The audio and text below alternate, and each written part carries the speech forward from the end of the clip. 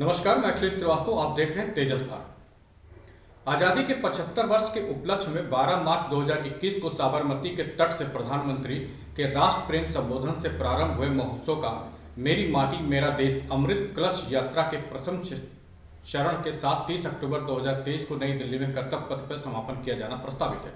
रविवार को एक दिवसीय भ्रमण पर आए उत्तर प्रदेश के उप मुख्यमंत्री केशव प्रसाद मौर्य ने स्वतंत्र राज्य पिछड़ा वर्ग कल्याण दिव्यांग सशक्तिकरण विभाग नरेंद्र कश्यप के साथ मोहल्ला रायपुर राजा स्थित नगर उपाध्यक्ष मंजू निगम के आवास पर माटी के कलश के चुटकी भर अच्छत चावल का संग्रह कर जिले की मेरी माटी मेरा देश कलश यात्रा कार्यक्रम का अलग जगाया।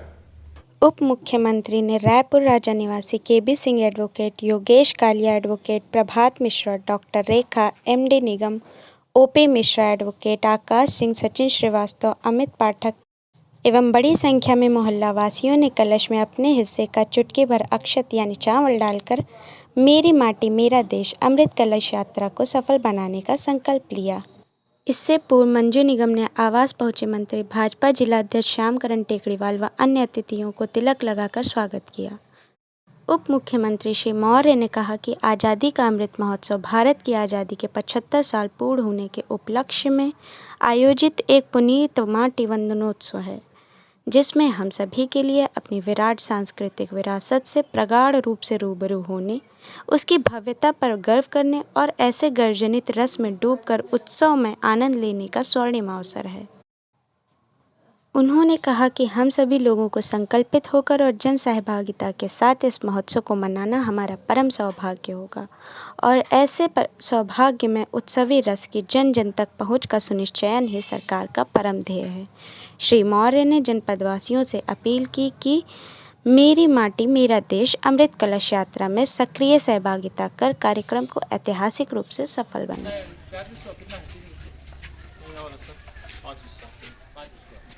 आज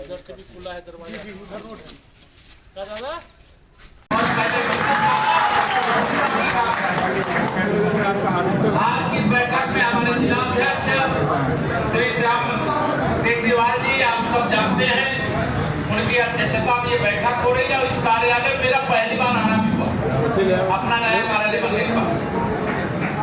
मेरे साथ में प्रदेश सरकार में मंत्रिपरिषद में हमारे साथी सहयोगी और ओबीसी मोर्चे के प्रदेश अध्यक्ष श्री नरेंद्र कश्यप जी भी आए हुए हैं।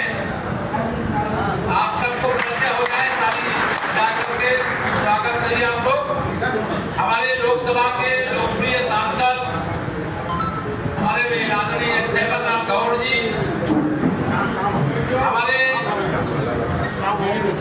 लोकप्रिय विधायक आदरणीय सुभाष त्रिपाठी जी, चौधरी साहब को एक बैठक में जाना था, वो निकल गए।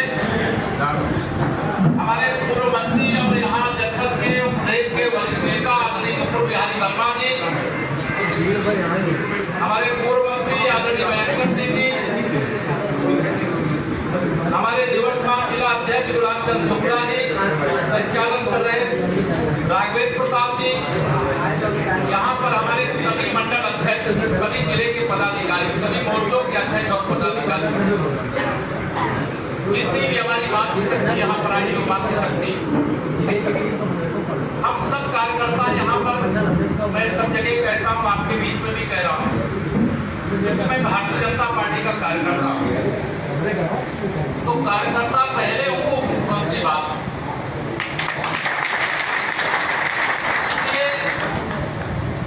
आप सभी कार्यकर्ता मित्रों को आज एक आह्वान करना चाहता हूँ। आज का दिन हमारे लिए इसलिए बहुत गौरव का दिन है क्योंकि आज दिल्ली में दुनिया की महाशक्तियां एकत्र हैं। मालूम है आप लोगों को, दुनिया की महाशक्तियां एकत्र हैं और 24 घंटे में से मैं समझता हूं कि कम से कम 18 घंटे लगातार काम करने वाले हमारे विश्व के सबसे शक्तिशाली, सबसे लोकप्रिय और सबसे विजनरी नेता हमारे प्रधानमंत्री माननीय श्री नरेंद्र मोदी जी के नेतृत्व में G20 की अध्यक्षता भारत कर रहा है। और जहां पर भी G20 की इसके पहले बैठक हुई है, किसी भी बैठक में वहां जो घोषणा पत्र आता था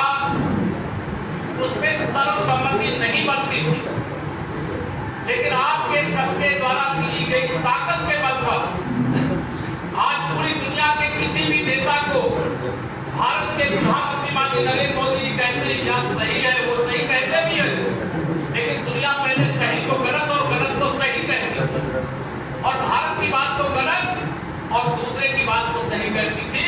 लेकिन आज आप सबके परिश्रम का परिणाम है कि देश में 2 बार तो हमारी सरकार मोदी जी के नेतृत्व में बनी, और दुनिया आज कह रही मोदी जी जो कहे वही सही बात है। सुनाने का काम या आप सब लोगों ने कल भी देखा है, आज भी देख रहे हैं। कभी सोचा था राष्ट्रपिता महात्मा गांधी जी की समाधि के चारों ओर दुनिया के सभी शक्तिशाली देशों के प्रधानमंत्री और राष्ट्रपति खड़े होंगे और राष्ट्रपिता महात्मा गांधी जी को श्रद्धांजलि दे रहे होंगे? ऐसा कभी दृश्य देखा था क्या? नहीं देखा। आज यह दृश्य देखने को मिला। कल दुनिया का कोई भी देश रहा हो, चाहे अमेरिका रहा हो, चाहे रूस रहा हो, चाहे जापान रहा हो, दुनिया के कोई भी देश, सबके लिए कोई भेदभाव नहीं। हमारी जैसे माननीय प्रधानमंत्री जी का नारा सबका साथ सबका विकास, तो सबको सम्मान, सबको आसान, चाहे दुनिया की महाशक्ति हो और चाहे दुनिया की कोई छोटी शक्ति हो, छोटा देश हो या बड़ा देश, ज्यादा पैसे वाला हो चाहे कम पैसे वाला हो, बड़ी आबादी वाला हो चाहे छोटी आबादी वाला हो, सबका सम्मान। कोलार के सूर्य मंदिर का वहां देख रहे थे, बैकग्राउंड देखा ना आप लोगों ने? अब पहले कांग्रेस की सरकार हुआ करती है, अब उनको एक बार बताते हैं कि वो सऊदी के ध्यान में नहीं है पक्का कि बनारस में जब प्रदेश के प्रधानमंत्री नेहरू जी थे तो बनारस आए थे तो मंदिरों को ठग दिया कहना था, लेकिन आज गर्व की बात है कि मंदिर को ठगा नहीं, भगवान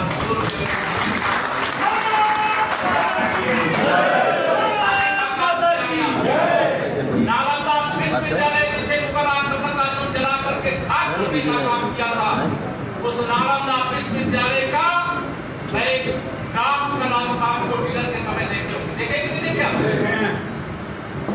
आज अयोध्या में रामलला का भव्य मंदिर बनकर के तैयार हो रहा, आज देश गरीबी से मुक्त हो रहा है, 50 करोड़ से अधिक लोगों का बैंक में खाता खुल गया है, 15 करोड़ से अधिक उज्ज्वला योजना के गैस के कनेक्शन हो गए हैं, भ्रष्टाचार मुक्त भारत बन रहा है, तुष्टीकरण और परिवारवाद से मुक्त भारत बनने की ओर आगे कदम बढ़ा चुका है, और दुनिया की 5वीं अर्थव्यवस्था के बाद 30वीं अर्थव्यवस्था बनाने की गारंटी हमारे प्रधानमंत्री माननीय नरेंद्र मोदी जी ने पहले दिया है। तीसरी अर्थव्यवस्था भारत को बना करके खड़ा करने का काम मुझे तो गर्व होगा। आज जैसे भारत की राजधानी नई दिल्ली में भारत मंडपम नहीं, जैसे कोई संयुक्त राष्ट्र संघ का कार्यालय हो और भारत के प्रधानमंत्री वहां से भी दहाड़ रहे हो। आज हम सब कार्यकर्ता यहाँ पर एकत्र हैं, लंबी बातें नहीं करूंगा क्योंकि कुछ कार्यक्रम करके थोड़ा मौसम भी आज गड़बड़ है। आप सबसे ये कहना चाहता हूँ 2024 लोकसभा का चुनाव आप कहेंगे बहराइच वाले तो गारंटी के साथ बहराइच भी जिताएंगे, कैसरगंज भी जिताएंगे, आसपास की और सीटें भी मिल सकता है क्या? जिताएंगे, इनसे भी विश्वास है। लेकिन उत्तर प्रदेश में 80 लोकसभा सीटें जिता करके माननीय नरेंद्र मोदी जी का ये सम्मान नहीं है, ध्यान रखना मेरे कार्यकर्ता मित्रों, ये देश की 140 करोड़ जनता का सम्मान है, और इसी जनता के आशीर्वाद के कारण मोदी जी का इतना प्रभाव आभा मंडल बढ़ा है कि आज पूरी दुनिया मोदी जी जो कहते हैं वो सुनती है। भारत की ताकत आज बढ़ी है, हम सभी कार्यकर्ता मित्र दिन रात लगे 2024 की तैयारी में कोई ढेर मत करना। अभी एक घोषी का छोटा सा परिणाम था, किसी थोड़ी सी कई बार चूक हो जाती है, हम तो भारी अंतर से जीत रहे और सच में जीत रहे, लेकिन लास्ट में कुछ थोड़ा सा समीकरण बिगड़ा। हम लोग सबका साथ, सबका विकास, सबका विश्वास का आधार बना करके चुनाव लड़ते हैं, लेकिन थोड़ी चूक हुई तो हमारी सीटें गड़बड़ा गई। लेकिन एक सीट गड़बड़ाने से न देश गड़बड़ा गया न प्रदेश गड़बड़ा गया। लेकिन यह ध्यान रखना, शेर जब एक कदम आगे बढ़ता है तो 4 कदम कदम आगे भी जाता है। हमें झारखंड इस 66 को 80 में परिवर्तित करना। करोगे जी? दोनों हाथ उठा के बताओ, करोगे जी? मैं आप सबको यही जिम्मेदारी दे करके जा रहा हूँ। आज हमारे परशुराम जी मंच पे आ गए हैं ना, कहाँ है? चले गए क्या? नहीं, अभी बैठे हुए हैं। चलिए कोई बात नहीं। अभी मैं ऐसे सभी कार्यकर्ता में, हम सभी कार्यकर्ता साथियों को, आपने नगर पालिका में जीती है रिकॉर्ड वोटों से। अध्यक्ष जी को तो बधाई देंगे नहीं, क्योंकि अध्यक्ष जी तो जीते नहीं, ठीक है ना? जो जीते उनके लिए भाजपा की जीत हुई है, इसलिए बधाई देता हूँ। लोकसभा रिकॉर्ड वोटों से पिछड़ा रिकॉर्ड भी तोड़ दें, ऐसा आप सबसे अपील करता हूँ। 2024 में कमल खिलेगा और 2027 में भी कमल खिलेगा और 2029 में भी कमल खिलेगा। अभी तो लोकसभा का विशेष अधिवेशन होने वाला है, हमें भी नहीं मालूम है, आपको भी नहीं मालूम। जो विरोधी हमारे सोचते नहीं है, उसके आगे से कार्रवाई शुरू करते हैं हमारे प्रधानमंत्री। आप समझ सकते हो इस बात को। नया संसद भवन बन करके तैयार है, भारत मंडप में दुनिया आज एकत्र आई है। अयोध्या में रामलला के भव्य मंदिर निर्माण के लिए 22 जनवरी की तारीख तय हो गई है। वहां रामलला विराजेंगे। आप कल्पना करिए वह कैसा अद्भुत दृश्य होगा, कितना व्यंगम दृश्य होगा। 500 साल की लड़ाई है। आप सब कार्यकर्ताओं के परिश्रम के बल पर, जनता के आशीर्वाद की ताकत से आज समाप्त हो गई रामलला का भव्य मंदिर बनना। बाबा विश्वनाथ का धाम बन गया। धारा 370 हट गई है। भारतीय जनता पार्टी का मेरी माटी मेरा देश अभियान चल रहा है वो। इस अभियान में हर घर की साझेदारी हो रही है। आप कभी कल्पना किए थे? मैं तो श्री राम जन्मभूमि का आंदोलन का हिस्सा पाई। मैंने हम लोग गाँव-गाँव से राम का पूजन कराए था, अपने से भी तमाम कार्य करता रहे। लेकिन आज हर घर से एक चुटकी मिट्टी और वो कहाँ जाएगी? भारत की राजधानी दिल्ली जाएगी। वहां क्या बनेगा? राष्ट्रीय स्मारक बनेगा। देश के बलिदानियों का, देश की सेवा करने वालों का, देश का सम्मान रखने वालों का वहां ऐसा स्मारक बनेगा या लीडर कोई और नहीं दे सकता। विश्व का सबसे विजनरी लीडर भारत के प्रधानमंत्री माने तिरंगा लगाने का जो स्वप्न है उसे साकार करने का काम भारत के प्रधानमंत्री माननीय नरेंद्र मोदी जी के मार्गदर्शन। लाल चौक पर एक तिरंगा झंडा फहराने के लिए सरगीनों के साए में जाना पड़ता था। आज जम्मू कश्मीर के हर घर में तिरंगा फहरा रहा है और पाकिस्तान के कब्जे वाले कश्मीर के काश्मीरी भी बेचैन है कि हमें भारत में वापस भेज दिया जाए, हम पाकिस्तान के साथ नहीं रहेंगे।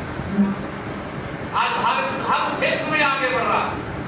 जो अपने आप को समझते कि हमने भारत को पछाड़ दिया है, अब उनको डर लग रहा है कि भारत को पछाड़ दिया।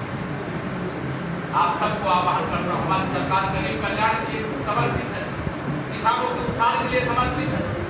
हमारी पार्टी विश्व की सबसे बड़ी पार्टी, नौजवानों के उज्जवल भविष्य को गारंटी प्रदान करने वाली पार्टी।